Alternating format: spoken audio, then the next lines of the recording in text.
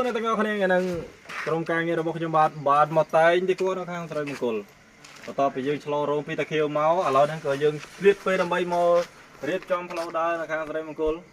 ក្រុមការងាររបស់ខ្ញុំក៏កំពុងតែសង្កាប់ដៃសកម្មជើងមែនទែនឥឡូវហ្នឹងគឺថាកັບបដានហើយមួយហើយ background ខាងក្រោយអ្នកទាំងអស់គ្នាឃើញហើយកណាត់យើងមកជុំ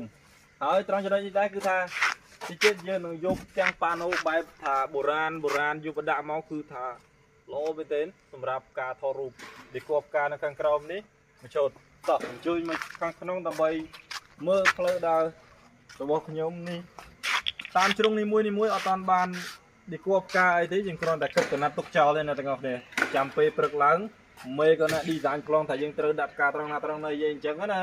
ហើយយើងចាំធ្វើតាមមេទៅគឺត្រូវប្លង់តែម្ដងតោះអញ្ជើញចូលមកខាងក្នុងជាមួយខ្ញុំបាទទាំងអស់គ្នាទៅទៀត ត្រង់ចំណុចទី2នេះដែរគឺជាផ្លូវវង្វេងតែហ្មងគាត់តែម្ដងនេះហើយគឺកាច់ទេកាច់ប្លង់ទី1នេះប្រហែលជាអាចមានការមានអីតាមជ្រុងតាមអីចឹងណាដូចខ្ញុំបញ្ជាក់ប្រាប់អ្នកទាំងអស់គ្នាពីវីដេអូមុនចឹងហីអាមេគឺគាត់ជាអ្នក design ទេហើយខ្ញុំជាអ្នកធ្វើតាមគាត់ប្រាប់ដែរ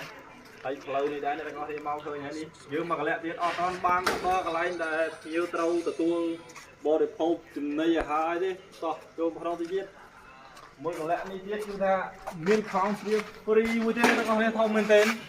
របស់នេះអាចនឹងមានទាំងរូបភាពទស្សនីយភាពអីផ្សេងទុករូបលេងអីចឹងណារូបរបស់នេះរៀងធំហើយតោះត្រឹមហ្នឹងហើយជិះជ្រៅមែនទែនអ្នកទាំងអស់គ្នានេះនៅមកចូលមកហើយទៅខាងក្នុងនោះគឺអស់ហើយទៅខាងក្នុងដល់កន្លែងដែល